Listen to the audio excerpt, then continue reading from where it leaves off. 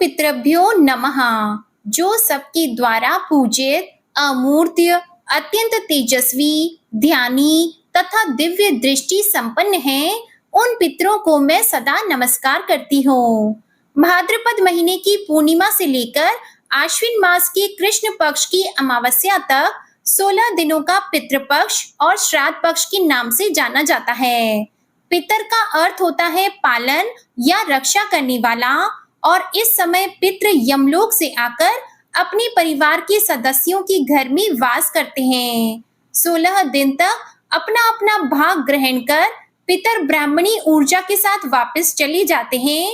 इस प्रकार कोई भी व्यक्ति अपने पितृ ऋण से मुक्त हो जाता है। पितरों की तृप्ति के लिए श्रद्धा भाव के साथ श्राद्ध कर्म करना चाहिए। इसी श्रद्धा पक्ष से जुड़ी है कुछ पौराणिक कथाएं, तो आप सभी भक्तजन इन कथाओं को बड़ी ही श्रद्धा और भक्ति भाव से सुनिएगा।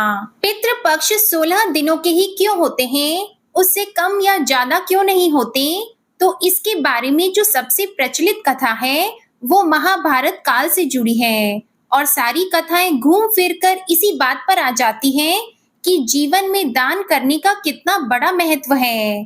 कितने से भी बड़ा पापी क्यों न हो, अगर उसने अपने जीवन में अपने पापों का प्रायश्चित करते हुए दान कर लिया, और दानों में भी सबसे श्रेष्ठ है अन्न का दान। यदि दान अपने जीवन में उसने कर लिया तो बड़े से बड़ा पाप भी अंत में नष्ट हो जाता है। अपने पापों का प्रायश्चित करने के भी कुछ सत्कर्म बताए गए हैं, जिन्हें आप जरूर जानिएगा। महाभारत में एक ऐसा प्रसंग आता है कि मृत्यु के बाद दानवीर कर्ण को, जिसने अपने सारे जीवन में दान किया और जो अपनी दानवीरता के लिए ही जाना जाता था, उसे सब कुछ दान करने के बाद भी चित्रगुप्त ने मोक्ष देने से इनकार कर दिया था। उन दानवीर को, जो कि सदा अपने जीवन में दान ही देते आए थे, जिन्हें दानवीरता के लिए ही जाना जाता था, जब इतना दान करने के बाद भी उन्हें मोक्ष देने से इनकार कर दिया गया, तब कर्ण ने चित्रगुप्त से कहा कि मैंने तो अपनी सारी संपदा दान पुण्य में ही समर्पित कर दी, यहाँ तक कि मैंने अपने प्राणों की रक्षा करने वाले कवच और कुंडल भी दान में दे दिए। फिर हे चित्रगुप्त, मुझ पर ये कैसा ऋण शेष रह गया? तब चित्रगुप्त ने उन्हें बताया कि राजन, आपने देव ऋण और ऋषि ऋण तो चुका दिया, अब आप पर पितृ ऋण शेष है। आपको मैं बता दूं कि 3 ऋण हमें जीवन में चुकाने ही होते हैं, जिनमें से यदि एक भी ऋण शेष रह गया तो उसके बदले मोक्ष कभी नहीं मिल सकता, और ये तीनों ऋण एक मनुष्य को हमेशा अपने जीवन काल में चुकाने ही चाहिए। तब चित्रगुप्त ने दानवीर कर्ण से कहा कि हे राजन, आपने ये दोनों ऋण तो चुका दिए, अब आप पर पितृ ऋण बचा हुआ है। आपने अपने पूरे जीवन में संपदा और सोने का ही दान किया, कभी अन्न दान नहीं किया। जब तक आप इस ऋण को नहीं उतारते हैं, आपको मोक्ष नहीं मिल सकता। आपने कभी भी अपने पितरों के प्रति श्राद्ध, दान, तर्पण आदि नहीं किया। तब कर्ण ने चित्रगुप्त से कहा कि उन्हें ये ज्ञात नहीं था कि उनके पूर्वज कौन थे, इसी कारण वे कभी उन्हें कुछ दान ही नहीं कर सके। तब चित्रगुप्त ने उन्हें उनकी गलती सुधारने का अवसर दिया और 16 दिनों के लिए पृथ्वी पर वापस भेजा, जहां उन्होंने अपने पूर्वजों को याद करते हुए उनका श्राद्ध कर उन्हें आहार दान किया, तर्पण किया, और इन्हीं 16 दिनों की अवधि को पितृपक्ष कहा गया। यही कारण है कि केवल साल भर में इन्हीं 16 दिनों की अवधि में अपने पितरों को याद करते थे।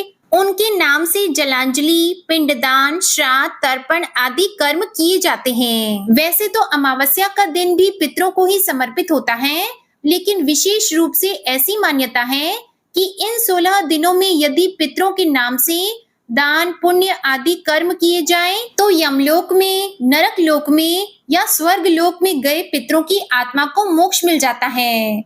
श्राद्ध पक्ष की एक और कथा के अनुसार जोगे और भोगे 2 भाई थे। दोनों अलग अलग रहा करते थे। जोगी धनी था और भोगी निर्धन, लेकिन फिर भी दोनों में बड़ा प्रेम था। जोगे की पत्नी को धन का बड़ा अभिमान था, लेकिन भोगे की पत्नी बहुत सरल स्वभाव की थी। पितृपक्ष आने पर जोगे की पत्नी ने उसे पितरों का श्राद्ध करने के लिए कहा, तो जोगी इसे बेकार का काम समझकर टालने का प्रयास करने लगा, किंतु उसकी पत्नी समझती थी कि अगर ऐसा नहीं करेंगे तो लोग बहुत बातें बनाएंगे। फिर उसे अपने मायके वालों को दावत पर बुलाने का और अपनी शान दिखाने का यह उचित अवसर भी जान पड़ा। तो वह अपने पति से बोली कि आप शायद मेरी परेशानी के कारण ऐसा कह रहे हैं, किंतु मुझे इसमें कोई भी परेशानी नहीं होगी। मैं काम करने के लिए भोगी की पत्नी को बुला लूंगी और हम दोनों मिलकर सारा काम भी कर लेंगी। इसके बाद उसने जोगी को अपनी पीहर अपने न्योता देने के लिए भेज दिया। दूसरे दिन उसके बुलाने पर भोगी की पत्नी सुबह सवेरे आकर काम में जुट गई। उसने रसोई तैयार की, तरह तरह के पकवान बनाए, फिर सभी काम निपटाकर अपने घर आ गई। आखिरकार उसे भी तो अपने पितरों का श्राद्ध तर्पण करना था। इस अवसर पर न जोगी की पत्नी ने उसे रोका, न वो रुकी। जल्दी ही दोपहर हो गई। पितर भूमि पर उतरे। जोगे भोगे के पितर पहले जोगे के यहाँ गए तो क्या देखते हैं कि उसके ससुराल वाले वहां पर पहले से ही भोजन करने में जुटे हुए हैं। निराश होकर वे भोगे के यहाँ गए। वहां जाकर देखा तो वहां क्या था, मात्र पितृ के नाम पर अग्यारी दी गई थी। पितरों ने उस अग्यारी की राख चाटी और भूखे ही नदी के तट पर जा पहुंचे। क्योंकि भोगे के यहाँ धन का अभाव था, वह ढेर सारे अन्न पकवान नहीं बना सकते थे। थोड़ी ही देर बाद सारे पितर इकट्ठा हो गए और अपने अपने यहाँ के श्राद्धों की और अपने वंशजों की बढ़ाई करने लगे। जोगे और भोगे के पितरों ने भी अपनी आप बीती सुनाई। फिर वे सोचने लगे कि अगर भोगे सामर्थ्यवान होता तो शायद उन्हें भूखा न रहना पड़ता, मगर भोगे के घर में तो 2 समय की रोटी भी खाने को नहीं थी। यही सब सोचकर उन्हें भोगे पर दया आ गई। अचानक फिर नाच नाच कर गाने लगे कि भोगे के घर धन हो जाए, भोगे के घर धन हो जाए। शाम होने को हुई। उस दिन भोगे के बच्चों को खाने को कुछ भी नहीं मिला था। उन्होंने माँ से कहा कि माँ भूख लगी है। तब उन्हें टालने की गरज से भोगे की पत्नी कहने लगी, जाओ बच्चों, आंगन में हौदी औंधी रखी हुई है, उसे जाकर खोलो और जो कुछ मिले मिलजुल कर बांट कर खा लेना। बच्चे वहां पहुंचे तो क्या देखते हैं कि हौदी तो मोहरों से भरी पड़ी है। वे दौड़े दौड़े माँ के पास पहुंचे और सारी बात बताई। आंगन में आकर भोगे की पत्नी ने यह सब देखा तो वो भी हैरान रह गई। इस प्रकार पितरों की कृपा से भोगी भी धनी हो गया। पर धन पाकर भी वो घमंडी नहीं हुआ, बल्कि दूसरे साल का जब श्राद्ध पक्ष आया तो श्राद्ध के दिन भोगी की पत्नी ने 56 तरह के व्यंजन बनाए, ब्राह्मणों को बुलाकर श्राद्ध किया, भोजन करवाया, दान दक्षिणा दी, जेठ जेठानी को सोने चांदी के बर्तनों में भोजन कराया और इससे उनके पितर बड़े प्रसन्न और तृप्त हुए। अब आपको सुनाते हैं रामायण में वर्णित माता सीता द्वारा पिंड दान देने की कहानी। रामायण में माता सीता द्वारा पिंड दान देकर राजा दशरथ की आत्मा को मोक्ष मिलने का संदर्भ आपने सुना होगा। वनवास के समय भगवान राम, लक्ष्मण जी और सीता जी पितृपक्ष के दौरान श्राद्ध करने के लिए गया धाम पहुंचे। वहां श्राद्ध कर्म करने के लिए आवश्यक सामग्री जुटाने के लिए राम और लक्ष्मण जी नगर की ओर चल दिए। उधर दोपहर हो गई। पिंडदान का मुहूर्त निकला जा रहा था और सीता जी की व्याकुलता बढ़ती जा रही थी। तभी दशरथ जी की आत्मा ने आकर सीता जी से पिंडदान की मांग कर दी। गया जी के आगे फल्गु नदी पर अकेली सीता जी बड़ी असमंजस में पड़ गईं। उन्होंने फल्गु नदी के साथ वट वृक्ष, केतकी के फूल और गाय को साक्षी मानकर बालू का पिंड बनाकर स्वर्गीय राजा दशरथ के निमित्त पिंड दान दे दिया।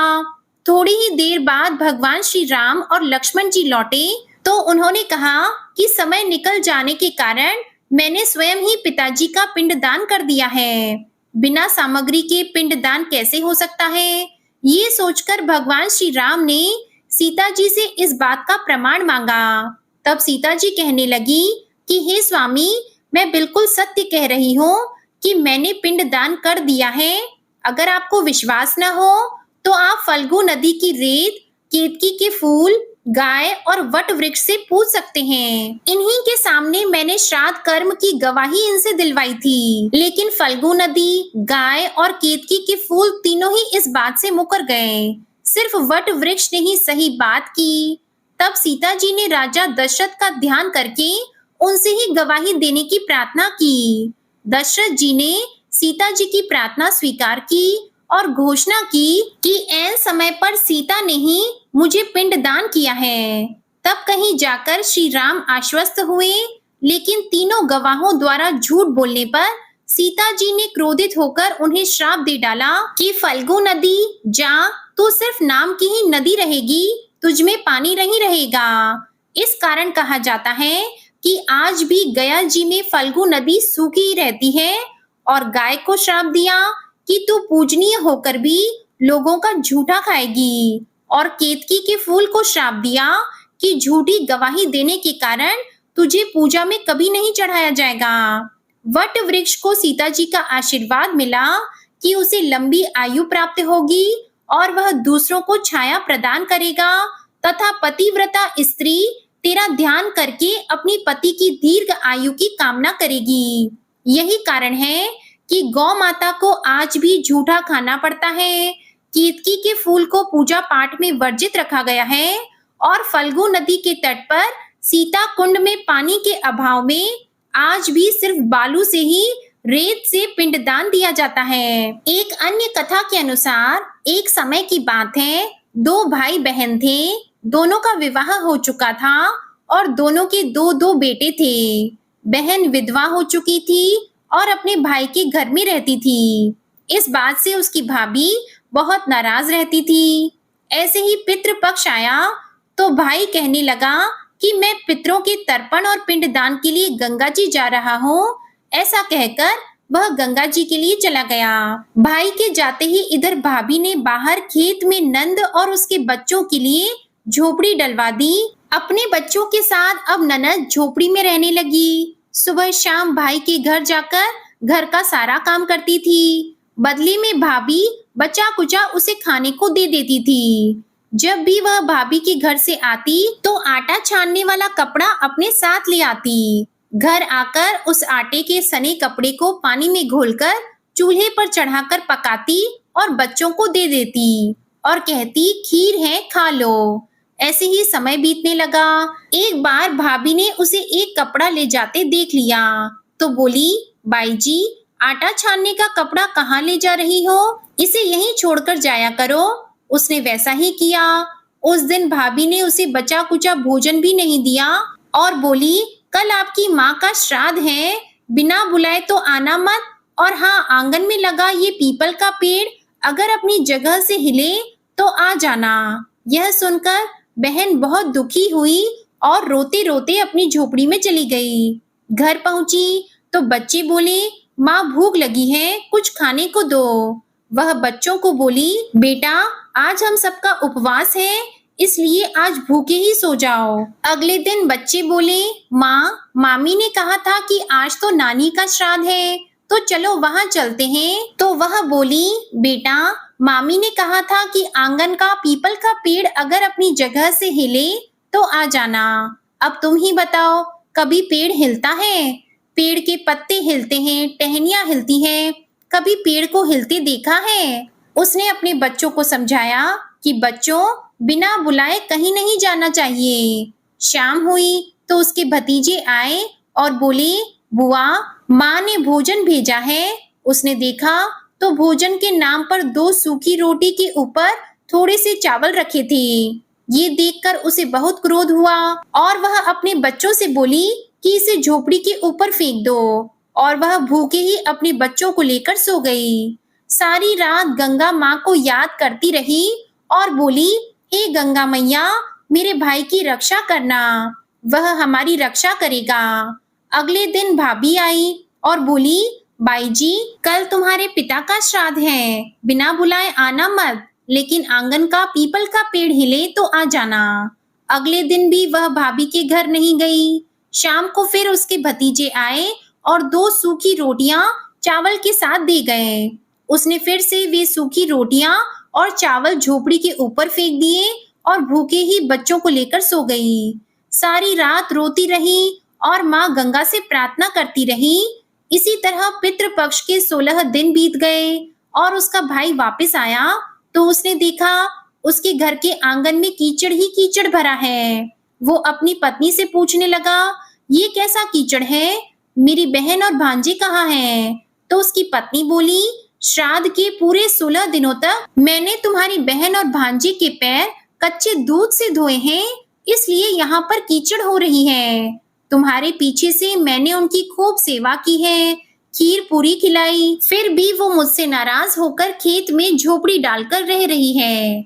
भाई खेत पर पहुंचा और देखता है कि वहां तो कोई झोपड़ी ही नहीं है, बल्कि वहां तो एक आलीशान महल बना हुआ था, जिसके आंगन में उसके भतीजे खेल रहे थे।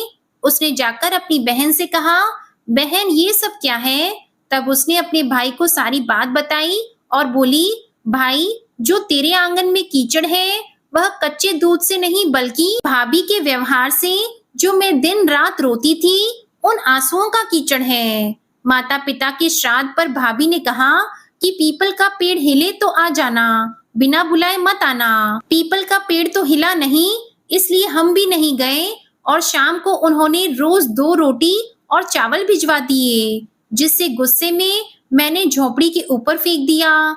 माता पिता के आशीर्वाद तेरे साथ और माँ गंगा की कृपा से यह सूखी रोटियां सोने में और चावल हीरे मोतियों में बदल गई, जिसके प्रभाव से ये सब हुआ है। भाई ने अपनी बहन से अपनी पत्नी की गलती की माफी मांगी और घर चलने को कहा।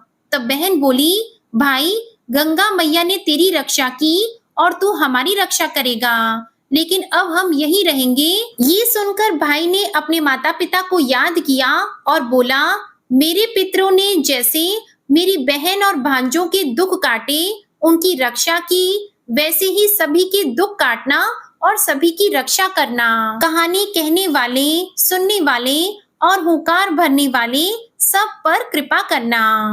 भाद्रपद महीने की पूर्णिमा से लेकर आश्विन मास के कृष्ण पक्ष की अमावस्या तक 16 दिनों को पितृपक्ष, कनागत और श्राद्ध पक्ष के नाम से जाना जाता है। इस समय पितृ यमलोक से आकर अपने परिवार के सदस्यों के घर में वास करते हैं। 16 दिन अपना अपना भाग लेकर पितर ब्रह्मांडी ऊर्जा के साथ वापस चले जाते हैं। इस प्रकार व्यक्ति अपने पितृ ऋण से मुक्त हो जाता है। ब्रह्मांड में दक्षिण दिशा में स्थित पितृलोक में वास करने वाले पितृ श्रद्धा और भाव के भूखे होते हैं। श्राद्ध पक्ष में अगर कुछ भी पास में ना हो, कुछ भी आपका सामर्थ्य ना हो, तो दोपहर के समय दक्षिण दिशा की ओर मुख करके जल का यदि दान भी दे दिया जाए तो इससे भी पितरों को तृप्ति हो जाती है। श्राद्ध का अर्थ अपने देवताओं, पितरों, परिवार और वंश के प्रति श्रद्धा प्रकट करना होता है। जब परिवारजन अपने शरीर को छोड़कर चले जाते हैं, तो वे किसी भी रूप में हो या फिर किसी भी लोक में हो, श्राद्ध पक्ष के समय अपनी तिथि पर पृथ्वी पर जरूर आते हैं। उनकी तृप्ति के लिए श्रद्धा के साथ जो शुभ संकल्प और तर्पण किया जाता है, उसे हमारे पितर सूक्ष्म रूप में आकर अवश्य ही ग्रहण करते हैं। अपनी तिथि के दिन हमारे पितर सवेरे सूर्य की किरण पर सवार होकर आते हैं। वे अपने पुत्र, पौत्र या अपने वंशजों से अपेक्षा करते हैं कि वे उन्हें अन्न जल प्रदान करें, ब्राह्मणों को भोजन कराएं और पितृ जल देने से वे 1 वर्ष के लिए तृप्त हो जाते हैं। मान्यताओं के अनुसार इन 16 दिनों में ना कोई शुभ कार्य किया जाता है, ना ही कोई नई वस्तु खरीदी जाती है। पितरों की शांति के लिए वैसे तो श्राद्ध पक्ष में पिंडदान, जल तर्पण आदि कार्य किए जाते हैं, लेकिन इन 16 दिनों में नियमित रूप से भागवत कथा, श्रीमद् भगवत गीता का पाठ, गरुड़ पुराण की कथाएं पढ़ने या सुनने से भी पितरों की आत्मा को मोक्ष मिल जाता है। पितरों के नाम से कुछ न कुछ दान इस समय अवश्य करें। उम्मीद करती हूँ आपको ये कथाएं और ये जानकारी पसंद आई होगी। अगर पसंद आए तो वीडियो को लाइक करके चैनल को जरूर सब्सक्राइब करिएगा और हमारे चैनल पर हर मास के महात्म्य की कथाएं भी सुनाई जाती हैं, तो आप उन कथाओं को भी एक बार जरूर सुनिएगा।